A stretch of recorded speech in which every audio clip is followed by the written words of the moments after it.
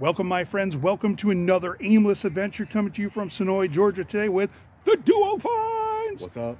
And where are we at? What's that address right back there? We're at 101. 101, 101. There, Whose house was that from The Walking Dead? I think it was Negan's house. No. It was Rick's house. But half of Rick's SHIT is Negan's in Alexandria. That's true. So it's kind of like a duplex. The duplex. We are on the set of The duplex. Walking Dead. And for the first time ever, we're able to come down and hang out in front of Rick and Michonne's place. And half of Negan's place. Yes. So I think it's time we explore more of what's left of the Alexandria set. Let's do it. Do it up. I will take half your shit, Rick, and feed your kids spaghetti. We're here in front of the brownstones in Alexandria, where in season 5, episode 16, Conquered, we had 2 deaths happen just behind this wall. Now, if you remember, Reg and Deanna and the whole crew, really, were there discussing what to do with Rick. Here's what transpired. In the middle of the meeting, the goat shows up and throws a walker down in front of everybody, which, of course, stops the party. Rick knows every fine grain of said shit. And then some.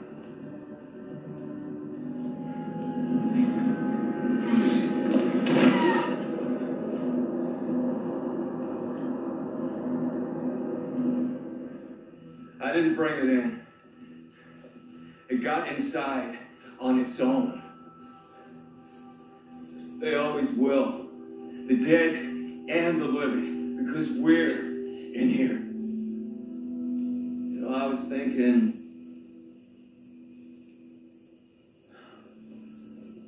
thinking how many of you do I have to kill to save your lives?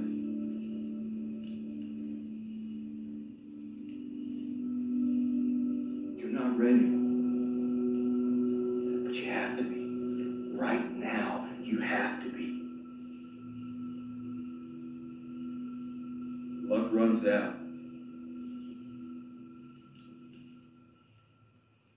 You're not one of us. You're not one of us! You don't want to do this. This is not going to go well. Just stop now. Stop.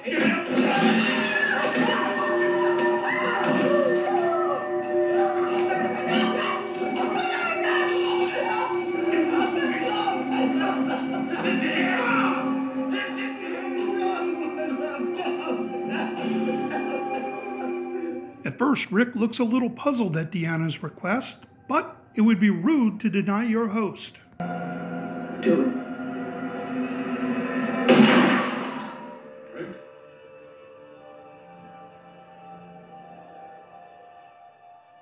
No doubt Morgan had to be thinking, something has changed in Mr. Grimes. That's what it looked like during the show. Let's take a look and see what it looks like today. A nice pool and far less blood. So one of these that goes down is where the Negan prison was. You can see that that's a residence down there. And that goes into a residential door. I'm pretty sure these are the stairs where Judith and Negan would get their chat on. Now, I think we found it. It's that. It's gotta be that one. It's that door. So this door here, down there, that is... She would sit, Judith would sit on the steps right here. Right, that's where she would talk to Negan. And of course, that's residential. You can see that's residential. And then, I'm pretty sure this one's vacant, but yeah, that goes back in. That's residential as well. So the only one that can be the Negan prison is this one over here. And this one is for sale. So this would have been the staircase where Judith hung out talking to Negan, and Negan would hear her.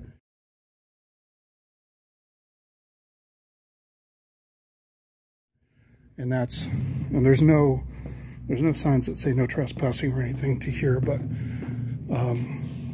this is where that's at. So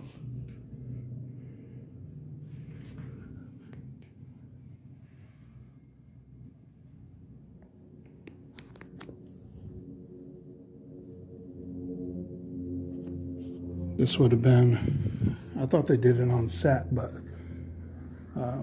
maybe not. There's interior peep.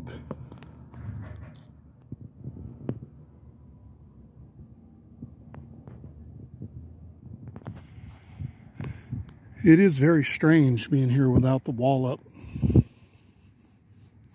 See over here, that would have been, I believe that was the graveyard, and I think that's where Carl was buried as well.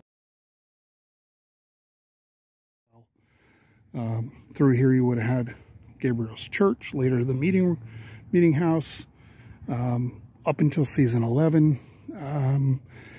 Last episode's going to air tonight here. I'm in Sonoy, Georgia. Ground zero for The Walking Dead. Of course, this is Alexandria set, and Woodbury is just right up there. And this is what's left. And it's turning back into what it once was, residential community. And then you would have had the boardwalk going right down the middle there, where, spoiler alert, Negan and the crew were put up against the windmill, which would have been right over here on the other side of this road. And the Commonwealth soldiers were bearing down on them, ready to light them up like a Christmas tree. Don't know what that's from. Maybe just regular trash, but this is it. It looks so much bigger when everything was in here. Along the side where the equipment's at over there, that would have been the different wooden shops, almost Old West style looking. And then later you had the solar panels and all that stuff up. Yeah, the wall would have been right over here, about, I guess it was about 10 feet back from the concrete, which is up there. So you used to be able to walk down this road. This would have been all walled off here. And then you would get down to about this tree, maybe around the fire hydrant, and then the wall cut back across. And I've got other videos on this channel that show you that as well. And the wall would have been basically right here. You know, would have kept people out. Cast and crew could have come right down here. A lot of them used to park right in there. Production would park over in that little lot right there. Now down here, we're entering into another area. This is where there were two buildings over here. They were basically restrooms. They look like little shacks, but they were restrooms for cast and crew. And also Daryl's house, where he lived with dog, was pretty much right where that post truck just went through. So kind of over there, you see a little bit of the gravel and all that. So the restrooms were over in that area, and Daryl's house was over in that area as well, where he lived with dog. And that's that. But I mean, there's not, I guess you could find some remnants here and there. There might be some pieces of something laying around if you picked them up. They're pretty much considered trash at this point. Now, over here is the pond. Now, a couple things with the pond. Obviously, the gazebo is pretty well known. So this is private property, so we're not going to go walking up there. We're going to be respectful of that portion of things. But over here, the gazebo would have burned. That was set on fire. But also over there, and I learned this from Stephen Sweet from the water tower tours, between these two gray buildings over there, the smaller ones, is where Daryl fired the RPG, setting the lake on fire, or the pond. This is some straight up badassery, and one of the coolest scenes in all of The Walking Dead.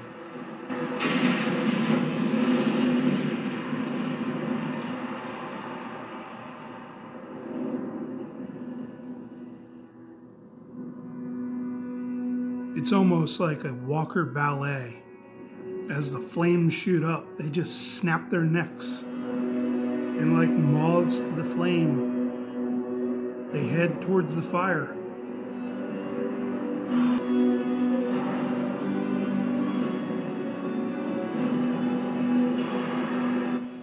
And then we're treated to some of the best editing in the entire series. This is epic.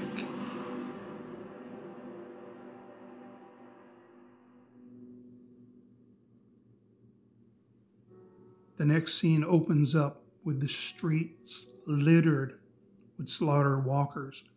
This camera work is fantastic. At first, when I first saw this air, I thought it was going to be a one-take pullback, kind of like the old Steadicam style that John Carpenter used in the very first Halloween. There are a few edits here, but it's still fantastic. That pullback off of the street, cut through the wounded warriors, in here to the medical area, and then hope for the future.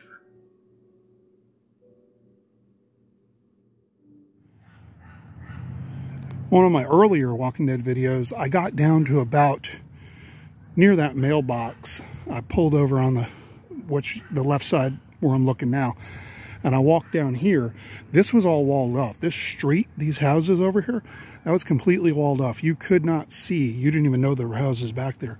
But right around here was a security gate, and they turned me around. But I was able to get footage of Daryl's house and the bathrooms, which I didn't know were bathrooms at that time. So if you want to see what that looked like during filming, with no cast members or anything, but just during filming, you can go back and check some of my Walking Dead playlist, and you'll see that. Now, this is where the main gate was at. This is little pig, let me in territory here. So as we walk down here, we're going to actually be able to see where Rick and Michonne lived, and where Jess and her husband lived, and their 2 sons. These other houses here on the left, I don't think they were used in the show. They may have been in the background, but as we get up here where Matt and Shannon from the Duo Finds are at, we're going to turn left. And down at the end of that street is where the pool table scene was, where Negan was talking with Deanna's son, who is trying to power trip and say, you know, he can basically do things better than Rick and all that. And in the meantime, Aaron's getting beat up, and Rick's kind of struggling with watching him get beat up. And then all of a sudden, Negan guts Deanna's son, and Rosita shoots at him with her 1 bullet, hitting Lucille. And that all happened right down here, right down this street right here. While Rick's out on a run collecting half of Negan's stuff, Negan decides to play a friendly game of pool with Spencer. But Spencer gets dumb and decides to say, "Hey, Negan, I can run the show around here." Negan says, "Hey, Rick's out collecting my stuff and you're just chilling here. I think you lack guts." Classic line. "Oh yeah, there they are. They were inside of you all along." Such a classic scene. Here, Matt from the Duo Finds and I decide to recreate this for a future Christmas card. Rosita got her face cut open right here. Hey, she shot Lucille. It's going to be a price to pay. I was surprised Negan allowed Rosita to live after shooting Lucille. I think she got off kind of easy on that one. Then in this shot, we've got Negan basically telling Rick, giving him the what's for. And the angle's a little bit off because I'm using a cell phone, but this is roughly the angle that it would have been shot at right there. And I'll go ahead and put a picture or video in showing you from the show. We haven't seen this look in Rick's eyes in a while. Last time was when Negan went all Babe Ruth. One of these things is not like the other. This was a big exhale moment when this aired, because home field advantage just went out the window.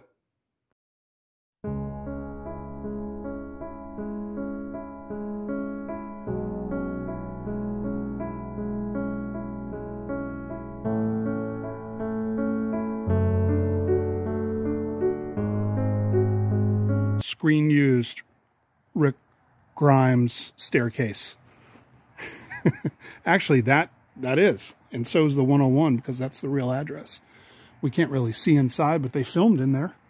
They used it as a practical, functional house. But we never get to see the side. And that's the side of the house.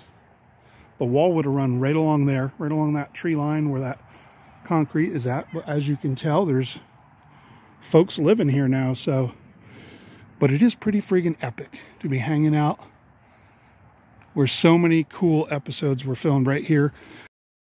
I can't remember. I think that's Carol's house, but y'all let me know in the comments, por favor. But yeah, this is it. This is it. So for a cool $750,000, I think you can buy Rick's house.